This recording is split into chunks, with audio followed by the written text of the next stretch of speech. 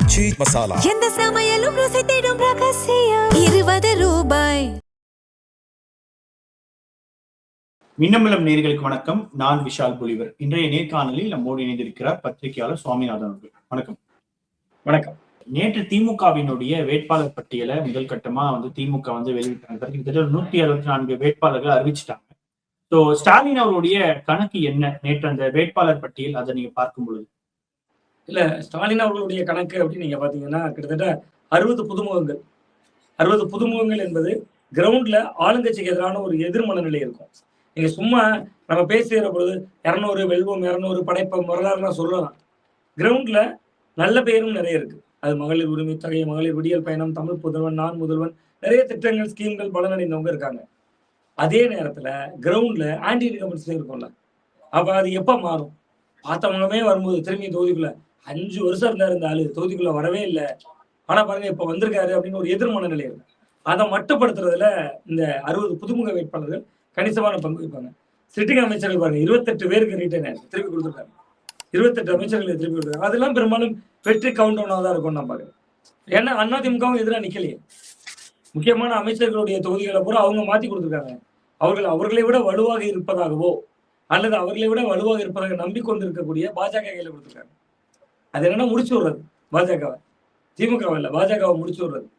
அந்த மாதிரியான தொகுதிகள் தானே போயிருக்கு. தமிழ் மாநில காங்கிரஸ் கட்சியை போயிருக்கு. அந்த மாதிரியான வாய்ப்புகளோடு பொருத்தி பார்க்கிற போது திமுக தன்னோட வேட்பாளர் தேர்வுல சில விஷயங்கள்ல எனக்கு அதுல சில கேள்விகளும் சந்தேகங்களும் கூட இருக்கு. கிட்டத்தட்ட உதயநிதி ஸ்டாலின் அவருடைய கோட்டா அப்படிம்போம், உதயநிதி கோட்டா அப்படிம்போம். உதயநிதி கோட்டா அப்படின்னா இளைஞர் அணிக்கு விருதுநகர்ல மாநாடு நடந்தது கடைசியா, உங்களுக்கு நினைவுல இருக்கும். விருதுநகர் மாநாட்டுல மு.க. ஸ்டாலின் அவர்கள் சொல்லுவார், என்னோடு சட்டமன்றத்தில் இருக்கக்கூடியவர்கள இவ்வளவு பேர் இளைஞர் அணியில் பொறுப்பில் இருந்த எம்எல்ஏக்கள், அந்த எண்ணிக்கையை மறந்துட்டேன், அதுல வரும். இத்தனை பேர் அமைச்சராக இருக்காங்க என்னோட இளைஞர் அணியில இருந்தவங்க. நான் கூட உதயநிதி ஸ்டாலின் படையில யங்ஸ்டர்ஸ் எல்லாம் ரொம்ப ஆக்டிவா பயங்கரமா சுத்திக்கிட்டே இருந்தாங்க. அப்ப ஒவ்வொருத்தருமே வேலை செய்ய போறாங்க, இவங்கதான் எம்எல்ஏ ஆக போறாங்க.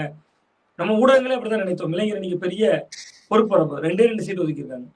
ஒன்னு ஒட்டஞ்சத்திரம் சீனிவாசன் நினைக்கிறேன், இன்னொன்று ஏதோ அவருடைய மாநில பட்டியலே இருக்கக்கூடிய மாநில அணி செயலாளர்கள், இணை செயலாளர், ஏதோ ஒரு பதவியில் இருக்கக்கூடிய உதயநிதி ஸ்டாலின் இது அவர்களுடைய லிஸ்ட்ல செகண்ட் பேனல்ல வரக்கூடியவங்கள ஒருவருக்கு ஒதுக்கியிருக்காங்க. அப்ப கிட்டத்தட்ட அது இளைஞர் அணிக்கே பெரிய ஏமாற்றம் தான் நான் பாக்குறேன். ஏன்னா அவர்கள் அடுத்த தலைமுறையை பூஸ்ட் பண்ண போறாங்க டிஎம்கே நினைச்சாங்க. பட் இளைஞர்களுக்கு வாய்ப்பு கொடுத்துருக்காங்க. நான் சொல்ற புள்ளி 28 வயதான ஒரு இளம் பெண்ணுக்கு, அருந்ததியர் சமூகத்தை சேர்ந்தவருக்கு அவினாசி தொகுதியில போட்டியிட வாய்ப்பு இருக்கு. அப்ப இளைஞர்களுக்கு கொடுத்துருக்காங்க, இளைஞர் அணிக்கு கொடுக்கல. அந்த இடம் ஏதோ ஒரு சின்ன நெருடல் இருக்கிறதா நான் பாக்குறேன். இன்னொன்னு கனிமொழி அவர்களுடைய கோட்டால பெரும்பான்மை சீட்டுகள் கிடைக்கல. நான் ஏன் கனிமொழி அவர்களை சுட்டி காட்டுறேன்னா, தூத்துக்குடியில அவங்க எம்பி, கன்னியாகுமரி, திருநெல்வேலி, தூத்துக்குடி மாவட்டங்களுக்கு அவங்க தான் பொறுப்பாளர். அப்ப இந்த மாவட்டத்தில் பொறுப்பாளர் இருக்கிறதா அவங்களுடைய தீவிர ஆதரவாளர் தான் மனோ தங்கராஜ் அவர். அவர்களால் அழைத்து வரப்பட்டவர் சட்டமன்ற உறுப்பினர் 2016 ஆனதுக்கு அவங்க தான் காரணம். பல முறை அவருக்கு எதிராக கட்சிகள் உலகத்தில் பல பேர் புகார் சொன்ன போது கூட கனிமொழி அவர்களால் காப்பாற்றப்பட்டவர் அப்படின்னு தான் கட்சி வட்டத்திலே சொல்லப்படுவது. ஸோ அவங்களுடைய தொகுதியை அப்படியே தூக்கி மார்க்சிஸ்ட கொடுத்துருக்காங்க. மார்க்சிஸ்ட் கட்சி அந்த தொகுதி எங்களுக்கு வேண்டாம், எங்களுக்கு காங்கிரஸ் கொடுத்துட்டு எங்களுக்கு அவங்க தொகுதியில் ஒன்று தாங்கன்னு நீ கேட்குறாங்க. குமரி மாவட்டத்தினுடைய நிலவரத்தை சொல்லு. அவருக்கு கொடுக்கல. கட்சியினுடைய மாநில மகளிர் அணி செயலாளர் ஹெலன் டேவிட்சன் நாகர்கோவில், அவருக்கு தான் கனிமொழி பரிந்துரைத்திருந்தார், அவருக்கு கிடைக்கல.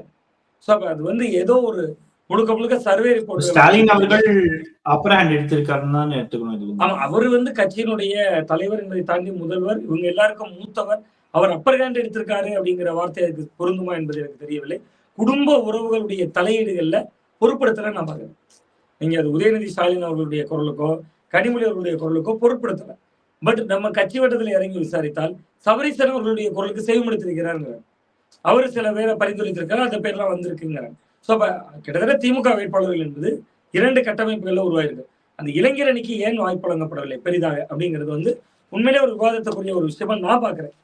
மற்றவர்களுக்கு மாறுபட்ட கருத்து இருக்கலாம். நான் பொதுவாக எல்லா கட்சிகளையும் சம தூரத்துக்கு தான் நான் விஜயம் விமர்சிப்பேன், திமுக எல்லா கட்சிகளையும் விமர்சிக்கிட்டு தான் உங்களுக்கு தெரியும். சோ அந்த அடிப்படையில் இந்த 60 தொகுதிகள் இருக்குல்ல புது முகங்கள் அப்படின்னு, அது வெற்றி வாய்ப்புகளுக்கு என்ன மாதிரியான விஷயங்கள் இருக்கும் சார்? அதாவது என்ன மாதிரி இருக்கும்? அந்த 60 தொகுதிகள் நான் சொன்ன மாதிரி அந்த தொகுதிக்குள்ள அவர்களுக்கு எதிர் மனநிலை இருக்காது. அதுவே முதல்ல பாசிட்டிவ். 4 மேயர்களுக்கு வாய்ப்பு கொடுத்துருக்காங்க பாருங்க. இந்த மேயர்கள்ல இப்ப நாகர்கோவில் போன்றவர்கள்லாம், நாகர்கோவில் மேயர்லாம் கன்னியாகுமரி தொகுதிக்கு மாற்றப்பட்டிருக்கிறார். அவர் நாகர்கோவில் மேயர். அப்ப நாகர்கோவில்ல தானே அவர் கிரவுண்ட் ஒர்க் பண்ணியிருப்பாரு, நாகர்கோவில்ல தானே நிதிகளை பூரா செலவு பண்ணியிருப்பாரு. நார்வேல ஒரு 55 வார்டுகள் இருக்கு. அந்த வார்டு 52 வார்டுகள் இருக்காங்க. 52 வார்டுகள்ல தானே அவருடைய பணிகள் தெரியும். நேரம் அப்படியே பக்கத்து தொகுதி கன்னியாகுமரி தொகுதி ஒதுக்கப்பட்டிருக்கிறது. ஸோ அந்த வேட்பாளர் தேர்வுல நிறைய பாசிட்டிவும் இருக்கு, நிறைய நெகட்டிவும் இருக்கு. நீங்க இன்னொன்று மிக முக்கியமா நீங்க கேட்டது போல 60 புதுமுகங்கள். நீங்க பாருங்க, அதிமுக ரொம்ப தெளிவா அமைச்சர்கள் நிக்கிற தொகுதியை பூரா கூட்டணிக்கு ஒதுக்கிட்டாங்க. இப்ப முன்னாள் அமைச்சர் மோதக்கூடிய ஒரு தொகுதியில ஒரு புதுமுகம் அப்படின்னா வேல்யூ எப்படி இருக்கும்? விஜய் கட்சி வேட்பாளர்கள் மாதிரி இருப்பாங்க. நீங்க ரெட்டை திமுகவுக்கு செல்வாக்கு இருக்கு, திமுகக்கான வேல்யூ இருக்கு, கிரவுண்ட்ல பணம் போகும். நான் எல்லா கட்சியும் பணம் கொடுப்பாங்க, நான் விஜய் கட்சியும் சேர்த்தா சொல்றேன். வலுவான வேட்பாளர்கள் கொடுப்பாங்க. நீங்க தேர்தல் ஆணையம், விழிப்புணர்வு, ஜனநாயகம் அதெல்லாம் ஒரு பக்கம். ஓட்டுக்கு பணம் வாங்கக்கூடாது, கொடுக்கக்கூடாதுங்கிறது நம்மளுடைய நிலைப்பாடு. பட் ஆனா அது எல்லாம் மீறி நடக்கும் கிரவுண்ட்ல. ஸோ அப்போ அது எல்லா பாய்ச்சலுக்கும் அவங்க தயாரா இருப்பாங்க. அப்ப அந்த 60 தொகுதி வேட்பாளர்கள் என்பது திமுக எடுத்திருக்கக்கூடிய ஒரு ரிஸ்க்கு. அதே நேரத்தில் அதுல உங்களுக்கு ஒரு லாபமும் இருக்கு. நான் சொன்ன மாதிரி கிரவுண்ட்ல ஆன்டி இன்கம்ஸ் இருக்காது. நீங்க பார்த்த முகத்தையே பார்க்கிற போது ஒரு சலிப்பு தட்டும். அவருக்கு கிரவுண்ட்ல எதிர்மன நிலையெல்லாம் இருக்கும். பட் இந்த புதுமுகங்களுக்கு அந்த எதிர்ப்பு இருக்காது. அவினாசியில பாருங்க, 28 வயசு நான் சொன்ன மாதிரி இளம்பெண் மருத்துவர் போடுறாங்க. அங்க எல்முருகன் நிக்கிற மாதிரி பேசுறாங்க. அப்ப எல்முருகனா ஒரு இளம்பெண் மருத்துவராங்கும் போது அந்த கோஷம் கவனிக்கப்பட்டுரும். நீங்க அதனால அது கிரவுண்ட்ல திமுக லாபமா மாறும். நீங்க எல்முருகன் கிட்டத்தட்ட அவர் வந்து ஒரு மத்திய அமைச்சராக இருக்கிறார், மத்திய இணையமைச்சராக இருந்தாலும் ஒரு மத்திய முக்கிய பொறுப்புகளில் இருக்கிறார். ஸோ அவருக்கு எதிராக ஒரு 28 வயது இளம்பெண்ணை நிறுத்துகிற பொழுது அது கவனிக்கப்படும். திமுக பாருங்க, 28 வயசு இளம்பெண்ணுக்கு சீட்டே கொடுத்துட்டாங்க. இன்னைக்கு விஜயனுடைய அறிக்கையை பார்த்தேன், 28 வயசுக்கு மேல வேலைக்கு போகலைன்னா 4000 ரூபாய் தரேங்குது. ஸோ அப்ப நிறைய முரண்களின் முடிச்சுகளாக தான் ஒன்னொன்னும் இருக்கு அப்படின்னு தான் பாக்குறேன். அதே போல சார், திமுக வந்து கூட்டணி கட்சிகளுக்கு ஒதுக்கிய அந்த தொகுதியிலும் சரி, இல்ல திமுக செலக்ட் பண்ண தொகுதியிலும் சரி, இது உங்களுடைய அனாலிசிஸ் என்ன சார்? இல்ல திமுக கூட்டணி கட்சிகளுக்கு ஒதுக்கி இருக்கிற தொகுதியில காங்கிரஸை மட்டும் பழி வாங்கி இருக்கிறதா பாக்குறேன். நீங்க மற்ற கட்சிகளுக்கு நல்ல பழி வாங்கியிருக்காங்களா? பழி வாங்கியிருக்காங்க. அதுல நான் நிச்சயமாக அதுல எனக்கு சந்தேகமே இல்லை.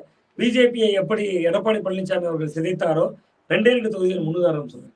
திருநெல்வேலி மாவட்டம் நாங்குநேரி கொடுத்துருக்கீங்க, அவங்க தொடர்ந்து ஜெயிக்கிறாங்க. அம்பாசமுத்திரம் கொடுத்துருக்காங்க. அம்பாசமுத்திரம் இசைக்கு சுப்பையா ரொம்ப வலுவானாரு. ஆவுடையப்பன் போட்டி போட்டு தோல்வி அடைகிற தொகுதி.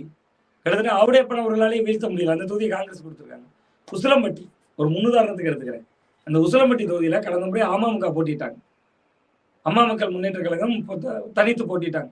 அமமுக எடுத்த ஓட்டு எவ்வளவு தெரியுமா? 50,000 ஓட்டுக்கு மேல. என் நினைவு சரியாக இருந்தா 53,000 55,000 எடுத்தாங்க. ஆன பின்னும் உசிலம்பட்டியில ஜெயிச்சது அதிமுக. ரெட்டையிலைக்கான வேல்யூ அந்த தொகுதியில தெரிஞ்ச சின்னமே 2 சின்னம் தான். ஒன்னு ஃபார்வர்ட் பிளாக், இன்னொரு ரெட்டையில. அங்க திமுகவே ஜெயிக்க முடியாது. அந்த தொகுதி காங்கிரஸ் கொடுக்கப்பட்டிருக்கு. இப்படி பல தொகுதிகள்ல வந்து அவர்கள், ஆனா கம்யூனிஸ்டுகளுக்கு நல்லா டீல் பண்ணிருக்காங்க. இடதுசாரிகள் கேட்ட தொகுதிகள் ஒதுக்கப்பட்டிருக்கு. ஏற்கனவே அவர்கள் ஜெயித்த தொகுதிகளும் கொடுத்திருக்காங்க. கூடுதலாக அவர்களுக்கு வெற்றி வாய்ப்பு இருக்கக்கூடிய அவர்கள் கேட்ட தொகுதிகளும் கொடுத்திருக்காங்க. ஸோ அந்த அடிப்படையில தான் நான் அதை பார்க்கிறேன். காங்கிரஸ் கட்சியை பொறுத்தவரை கொஞ்சம் பேராசையால் பயங்கர அழுத்தங்களை கொடுத்ததால, நீங்க அழுத்தம் தானே கொடுத்தீங்க, நல்ல நல்ல தொகுதிகள் வாங்கிக்கங்கிற போல தொகுதிகளை கொடுத்திருக்காங்க. அந்த 28ல இல்ல சார், அந்த 28ல எத்தனை ஜெயிக்க வாய்ப்பு இருக்குது? அதிகபட்சம் 10 சீட்டு ஜெயிப்பாங்க. அதுக்கு மேல ஜெயிக்கவே முடியாதுதான் என்னுடைய பார்வை. அப்ப நீங்க சொல்றது பார்த்தா கடந்த முறை 18 ஜெயிச்சாங்க. இப்ப அதை விட கொஞ்சம் கம்மியாகுமா நம்பர்ஸ்? ஆமா, நீங்க கிரவுண்ட்ல சண்டை போட்டீங்கல்ல. திமுகவோட ஏன் இவ்வளவு முரண் பண்ணாங்க? நீங்க திமுகவோட முரண் இல்லாம இருந்திருக்கணும். இப்ப நான் தான் சொல்றேன்ல, விஜய் அவசரப்பட்டுட்டாருங்க. விஜய் மட்டும் கொஞ்சம் பொறுமையா 2 நாள் நிதானித்திருந்து காங்கிரஸ் வேட்பாளர் பட்டியல் வந்த பின்பு அவர் வேட்பாளரை அறிவித்திருப்பாரு. இன்னும் 20 தொகுதியில காங்கிரஸ்காரங்க வேட்பாளராக வந்திருப்பாங்க. நீ நம்ம திமுக தானே பேசுறேன். திமுகல இருந்து ஒரு முருகன் போயிருக்காரு திருநெல்வேலியில. அதே திருநெல்வேலியில இருந்து ரெட்டியார்பட்டி நாராயணன் அதிமுகவோட முன்னாள் எம்எல்ஏ போயிருக்காருன்னு சொல்றேன். பக்கத்துல இன்னொரு ஊர்ல இருந்து காங்கிரஸ் வேட்பாளர் போயிருக்காருன்னு சொல்லிருக்கலாமே. நீங்க களம் இனிமேல் தானே தெரியும். நீங்க காங்கிரஸ் வந்து ஒரு கொள்கை அடிப்படையில் மதசார்பற்ற அணி எல்லாம் ஓகே தான். இன்னைக்கு விசிக ஏன் மனவருத்த வருது? தேமுதிக உள்ள வந்துச்சு, காங்கிரஸ் கூட வாங்கிட்டாங்க. கிரவுண்ட்ல எப்படி வேலை செய்வாங்க? ஒவ்வொரு கட்சியினர்களையும் மனஸ்தாபம் இருக்கு. நீங்க 20-23 கட்சிகள் இருக்கிறது பெருசு இல்ல. அந்த கட்சிகள் ஒருமித்த கருத்தோட இருக்கணும். ஓட்டு போடுவாங்க. இப்ப நீங்க காங்கிரஸ்காரருக்கு தான் திமுக ஓட்டு போட போறாரு, அதுல எனக்கு சந்தேகமே இல்லை. திமுக காரனுக்கு தான் காங்கிரஸ் ஓட்டு போட போறாங்க, அதுல எனக்கு சந்தேகம் இல்லை. வேலை செய்யணும்ல. நீங்க ஓட்டு போடுறது. அதுதான் ஒரு கேள்வி சார். இப்போ காங்கிரசினுடைய ஒத்துழைப்பு திமுக கிட்ட வந்து இருக்குமா? அதே மாதிரி திமுக காங்கிரஸ் வேட்பாளர்களுக்கு ஒத்துழைப்பு கொடுப்பாங்களா? இது ஒரு பக்கம். அதே போல விசிக 2 கம்யூனிஸ்டுகள் இவர்கள் வந்து திமுக தலைமைக்கு இந்த கூட்டணிக்கு எந்த அளவுக்கு ஒத்துழைப்பு கொடுப்பாங்க? இல்ல, இடதுசாரிகளை பொறுத்தவரை வேலை செய்வாங்க, அதுல எனக்கு சந்தேகம் இல்லை. இடதுசாரிகளோ விசிகாவோ தங்களுடைய நிலைப்பாடு அடிப்படையிலான கட்சிகள். அது காங்கிரஸ் கொள்கையெல்லாம் இல்லைங்க. தமிழ்நாட்டு காங்கிரஸ்காரங்களுக்கு சும்மா அது ராகுல் காந்தி, மோடி எதிர்ப்பு, பாஜக, அவ்வளவுதான். அவங்களுக்கு மற்றபடி கிரவுண்ட்ல வந்து வெற்றி பெற வேண்டும் என்றால் அவர்கள் என்ன வேணுமானு செய்வாங்க. போய் தொண்டர்களே கிடையாது, போய் வேலை செய்வதற்கான ஆற்றல் கிடையாது. அது ஒரு மைனாரிட்டிக்கான சிறுபான்மையினர் வாக்குகளை திமுகவுக்கு ஈர்த்து தரும், அவ்வளவுதான். அதனுடைய ரியாக்ட் அவ்வளவுதான். ஒரு தேர்தலில் அது அந்த வேலை தான் செய்யும். அந்த இடம் தான் நான் சொல்றேன். காங்கிரஸுக்கு இந்த முறை அதை சாத்தியப்படுத்த முடியாது. நீங்க நான் இன்னும் சொல்றேன் ஏன் முடியாதுங்கிறத கொஞ்சம் தரவுகளோடய நான் சொல்லலாம் அப்படின்னு பார்க்குறேன். ஒரு உதாரணத்துக்கு பார்த்தீங்கன்னா, வாணியம்பாடி, ஆம்பூர், ஊட்டி, திண்டுக்கல், புதுக்கோட்டை, மதுரை மத்தி, ராமநாதபுரம், கடையநல்லூர், இந்த கிட்டத்தட்ட 8-9 தொகுதிகளில் தாவேகா முஸ்லீம் வேட்பாளர்களை விட்டுருக்காங்க. அவங்கெல்லாம் காங்கிரஸ் என்ன செய்யணும்? அங்க இருக்கக்கூடிய இஸ்லாமிய வாக்குகளை திமுக பக்கம் திருப்பணும். திமுக என்ன பண்ணணும்? களத்தை தீவிரப்படுத்தணும்.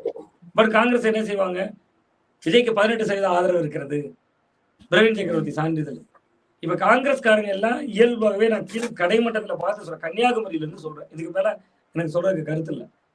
கிரவுண்ட்ல என்ன உருவாக்கிட்டாங்கன்னா, காங்கிரஸ் விஜய் கூட போயிருக்கலாம், அவங்க திமுக கூட வந்துட்டாங்க. கிரவுண்ட்ல கீழ்மட்டத்துல இந்த பேச்சு உருவாக காரணம் யாரு? காங்கிரஸ் கட்சி. நீங்க திமுக நிக்கக்கூடிய தொகுதியில காங்கிரஸ் நிக்கல, விஜய் நிக்கிறாரு.